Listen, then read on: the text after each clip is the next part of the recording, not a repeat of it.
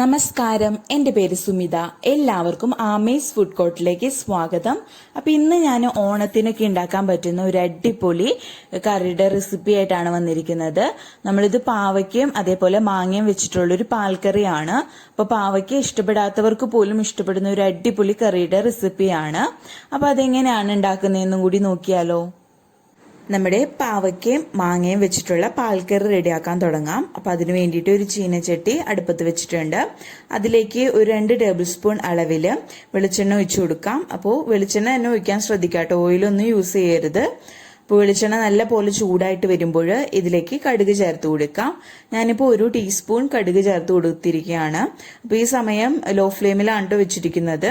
അതേപോലെ തന്നെ 2 നുള്ള് ഉലുവയും കൂടി ചേർത്ത് കൊടുക്കുന്നുണ്ട്. ഉലുവയുടെ അളവ് അധികം കൂടി പോകണ്ട, 2 നുള്ള് മാത്രം മതിയാകും.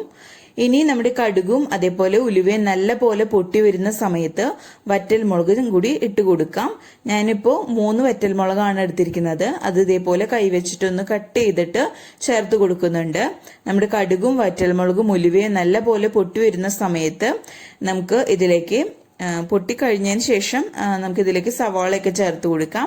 ഞാനൊരു ചെറിയ സവാള ചെറുതായിട്ട് അരിഞ്ഞെടുത്തിട്ടുണ്ട്. അതേപോലെ ഒരു ചെറിയ കഷ്ണം ഇഞ്ചി ചെറുതായിട്ട് അരിഞ്ഞത്, 3 പച്ചമുളക് നെടുകെ കീറിയതാണ് ചേർത്ത് കൊടുക്കുന്നത്. അപ്പോൾ പച്ചമുളകിന്റെ അളവ് നിങ്ങളുടെ എരിവിനനുസരിച്ച് കൂട്ടുകയും കുറയ്ക്കുകയും ചെയ്യാം. നമ്മളിതിലേക്ക് കുറച്ച് മുളക് പൊടിയും കൂടി ചേർത്ത് കൊടുക്കുന്നുണ്ട്. അപ്പോൾ അതിന് കണക്കാക്കിയിട്ട് വേണം നിങ്ങളിതിലേക്ക് ചേർത്ത് കൊടുക്കാൻ വേണ്ടിയിട്ട് പച്ചമുളക്. ഓക്കെ, അപ്പോൾ ഇനി ഇതിലേക്ക് ആവശ്യത്തിനുള്ള കുറച്ച് കറിവേപ്പിലയും കൂടി ചേർത്ത് കൊടുക്കുന്നുണ്ട്. എന്നിട്ട് നമ്മൾ ഇത് നല്ല പോലെ ഒന്ന് വഴച്ചെടുക്കണം. നമ്മൾ സവാളയൊക്കെ ഈ വെളിച്ചെണ്ണയിലിട്ടിട്ട് ഒരുപാട് ബ്രൗൺ നിറമാവാൻ നിൽക്കണ്ട, ജസ്റ്റ് ഒന്ന് സോഫ്റ്റ് ആയി വന്നാൽ മാത്രം മതിയാകും. അപ്പോൾ ഇത് നല്ല പോലെ ഒന്ന് വാടി വരട്ടെ. ഇപ്പൊ ഇതാ നമ്മുടെ സവാളയൊക്കെ ഒന്ന് വാടി വന്നിട്ടുണ്ട്. കണ്ടില്ലേ, ഒരുപാട് ബ്രൗൺ കളറായി വന്നിട്ടൊന്നുമില്ല, ആവശ്യത്തിനുള്ള വേവായി വന്നിട്ടുണ്ട്. ഇനി ഈ സമയം നമുക്ക് ഇതിലേക്ക് പാവയ്ക്ക ചേർത്ത് കൊടുക്കാം. ഞാനിപ്പോൾ ഒരു മീഡിയം സൈസിലുള്ള പാവയ്ക്കാണ് എടുത്തിരിക്കുന്നത്. ഒരെണ്ണം, അതായത് ഏകദേശം 1 കപ്പോളം വരും. അത് നമ്മുടെ സവാളയുടെ കൂട്ടിലേക്ക് ചേർത്ത് കൊടുക്കാം. എന്നിട്ട് ഈ വെളിച്ചെണ്ണയിൽ ഇട്ടിട്ട് ഒന്ന് വഴറ്റിയെടുക്കണം. ഒരുപാട് നേരം ഇട്ടിട്ട് ഇത് കുഴഞ്ഞു പോകുന്ന പരുവത്തിൽ വഴറ്റേണ്ട ആവശ്യമില്ല. കാരണം നമ്മൾ ഇതിലേക്ക് ഇനി നമ്മുടെ 2ാം പാലൊക്കെ ഒഴിച്ചിട്ട് ഒന്ന് വേവിച്ചെടുക്കാനുള്ളതാണ്. അപ്പോൾ ചെറുതായിട്ടൊന്ന് വാട്ടിയെടുത്താൽ മതിയാകും. അപ്പോൾ കുറച്ച് ഉപ്പും കൂടി ഈ സമയം ഞാൻ ചേർത്ത് കൊടുക്കുന്നുണ്ട്. അപ്പോൾ നമ്മൾ ഇതൊന്ന് ചെറുതായിട്ടൊന്ന് ഈ വെളിച്ചെണ്ണയിൽ ഇട്ടിട്ട് വാട്ടിയെടുക്കാം. ഇപ്പൊ പാവയ്ക്ക ചെറുതായിട്ടൊന്ന് വാടി വന്നിട്ടുണ്ട്. ഇപ്പൊ ഇത് നോക്കിയാൽ തന്നെ കാണാം, ഒരുപാട് കുഴഞ്ഞൊന്നും പോയിട്ടില്ല, ആവശ്യത്തിന് ചെറുതായിട്ടൊന്ന് വാടി വന്നിട്ടുണ്ട്. ഇത്രയും മതി. ഈ സമയം നമുക്ക് ഇതിലേക്ക് പൊടികളൊക്കെ ചേർത്ത് കൊടുക്കാം. അപ്പോൾ മസാലപ്പൊടികൾ, അപ്പോൾ ഞാൻ ഒരു 1/2 ടീസ്പൂൺ അളവിൽ മഞ്ഞൾപ്പൊടി ചേർത്ത് കൊടുക്കുന്നുണ്ട്. അതേപോലെ തന്നെ 1 ടീസ്പൂൺ അളവിൽ മുളക് പൊടി ചേർത്ത് കൊടുക്കുന്നുണ്ട്. അപ്പോൾ നമ്മൾ പച്ചമുളക് ചേർത്ത് കൊടുത്തിരിക്കുന്നതാണ്. അപ്പോൾ എരിവിനനുസരിച്ച് നിങ്ങൾ നോക്കിയിട്ട് ചേർത്ത് കൊടുക്കാം കേട്ടോ. അതേപോലെ തന്നെ 1 ടീസ്പൂൺ അളവിൽ മല്ലിപ്പൊടിയും കൂടി ചേർത്ത് കൊടുക്കുന്നുണ്ട്. മല്ലിപ്പൊടി ഒരുപാട് കൂടിപ്പോണ്ട്, 1 ടീസ്പൂൺ മാത്രം മതിയാകും. അതല്ലെങ്കിൽ മല്ലിപ്പൊടിയുടെ കുത്ത് മുന്നിട്ട് നിൽക്കും, അപ്പൊ അത്രയ്ക്ക് ടേസ്റ്റ് കറിക്ക് കാണില്ല, അതുകൊണ്ടാണ് പറഞ്ഞത്. ഇനി പൊടികളിലൊക്കെ ഒരു പച്ചക്കുത്ത് മാറുന്നത് വരയ്ക്കും നമ്മൾ ഈ വെളിച്ചെണ്ണയിൽ ഇട്ടിട്ട് ഒന്ന് നല്ല പോലെ മൂപ്പിച്ചെടുക്കണം. അപ്പൊ ലോ ഫ്ലെയിമിൽ വെച്ചിട്ട് മൂപ്പിച്ചെടുക്കാൻ ശ്രദ്ധിക്കുക, അതല്ലെങ്കിൽ പെട്ടെന്ന് കരിഞ്ഞു പോവും. അപ്പൊ ഇതൊന്ന് മൂത്ത് വരട്ടെ. ഇപ്പൊ ഇതാ നമ്മുടെ പൊടികളുടെ പച്ചക്കുത്തൊക്കെ ഒന്ന് മാറി വന്നിട്ടുണ്ട്, നല്ല പോലെ മൂത്ത് വന്നിട്ടുണ്ട്. ഇനി ഇതിലേക്ക് നമുക്ക് തേങ്ങാപ്പാൽ ചേർത്ത് കൊടുക്കാം. ഞാൻ 1ാം പാലും അതേപോലെ 2ാം പാലും സെപ്പറേറ്റ് ആയിട്ട് പിഴിഞ്ഞു വെച്ചിട്ടുണ്ട്. ഇനി ആദ്യം തന്നെ നമുക്ക് ഇതിലേക്ക് 2ാം പാൽ ഒഴിച്ചു കൊടുക്കാം. അപ്പൊ ഈ ഒരു ഗ്ലാസിന്റെ അളവാണ് ഞാൻ പറയുന്നത്.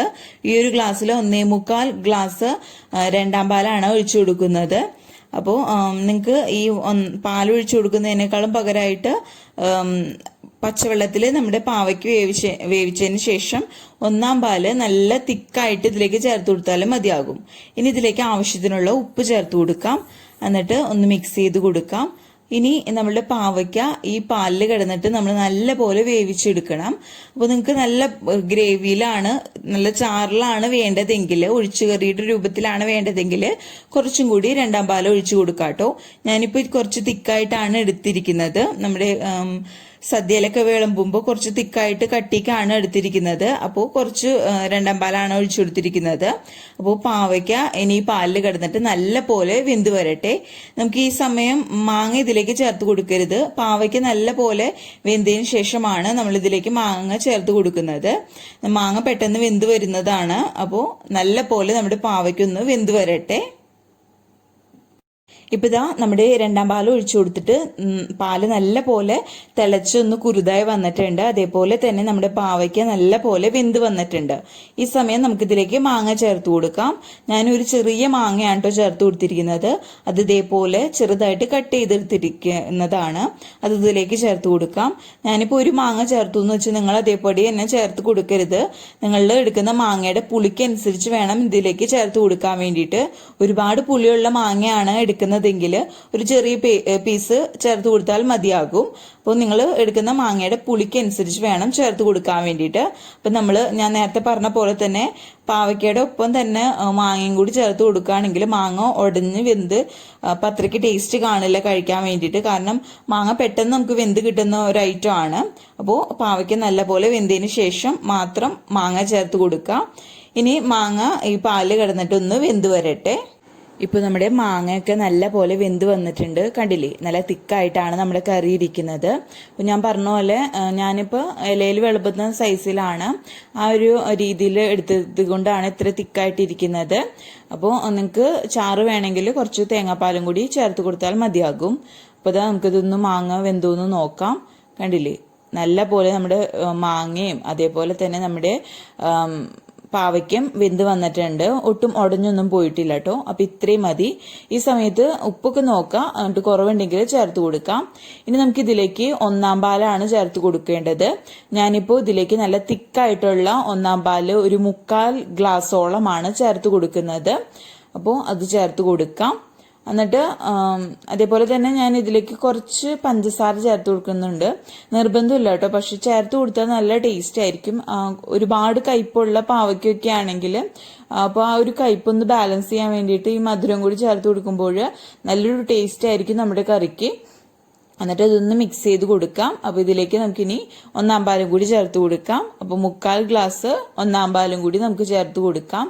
ഇനി ഒന്നാം പാല് ചേർത്തിട്ട് ഒരുപാട് നേരം തിളപ്പിക്കേണ്ട ആവശ്യമില്ല. കാരണം ചിലപ്പോൾ പിരിഞ്ഞു പോകാൻ സാധ്യതയുണ്ട്. അപ്പോൾ ചെറുതായിട്ട് നമ്മുടെ കറിയിൽ ഒന്ന് തിള വന്ന് തുടങ്ങുമ്പോൾ നമുക്ക് ഓഫ് ചെയ്യാം. അപ്പോൾ ഇതൊന്ന് ചൂടായിട്ട് വരട്ടെ. ഇപ്പൊ നമ്മുടെ കറിയിൽ ചെറുതായിട്ട് തിളക്ക് വന്ന് തുടങ്ങിയിട്ടുണ്ട്. ഈ സമയം നമുക്ക് ഫ്ലെയിം ഓഫ് ചെയ്യാം. അപ്പൊ ഞാൻ നേരത്തെ പറഞ്ഞ പോലെ തന്നെ നമ്മുടെ ഒരുപാട് തിളപ്പിക്കുകയാണെങ്കിൽ ചിലപ്പോൾ പാല് പിരിഞ്ഞു പോകാൻ സാധ്യതയുണ്ട്. അപ്പൊ ചൂടായിട്ട് ഇതേപോലെ ഒന്ന് തിള വന്ന് തുടങ്ങുന്ന സമയത്ത് നമുക്ക് ഫ്ലെയിം ഓഫ് ചെയ്യാം. ഇനി അവസാനമായിട്ട് ഇതിലേക്ക് കുറച്ച് കറിവേപ്പിലയും കൂടി ചേർത്ത് കൊടുക്കാം. അപ്പൊ ഇത്രയേ ഉള്ളൂ. ഞാൻ ഫ്ലെയിം ഓഫ് ചെയ്തിട്ടുണ്ട്. നമ്മുടെ സ്വാദിഷ്ടമായ നല്ല അടിപൊളി പാവയ്ക്ക മാങ്ങ പാൽക്കറി ഇവിടെ റെഡി ആയിട്ടുണ്ട്. അപ്പോൾ ഈ ഓണത്തിന് നിങ്ങൾ തീർച്ചയായിട്ടും ട്രൈ ചെയ്ത് നോക്കുക. എന്നിട്ട് അഭിപ്രായമൊക്കെ താഴെ കമന്റ് ബോക്സിൽ അറിയിക്കുക. ആദ്യമായിട്ട് വീഡിയോ കാണുന്നവർ ആരെങ്കിലും ഉണ്ടെങ്കിൽ ചാനൽ സബ്സ്ക്രൈബ് ചെയ്യാനും മറക്കരുത്. അപ്പോൾ വീഡിയോ ഇഷ്ടപ്പെട്ടാൽ ലൈക്ക് ചെയ്യുക. അതേപോലെ നിങ്ങളുടെ ഫ്രണ്ട്സും റിലേറ്റീവ്സും ഒക്കെ ആയിട്ട് വീഡിയോ ഷെയർ ചെയ്യാനും മറക്കരുത്. അപ്പോൾ അടുത്ത അടിപൊളി വീഡിയോ ആയിട്ട് വരുന്നത് വരയ്ക്കും ബൈ. താങ്ക്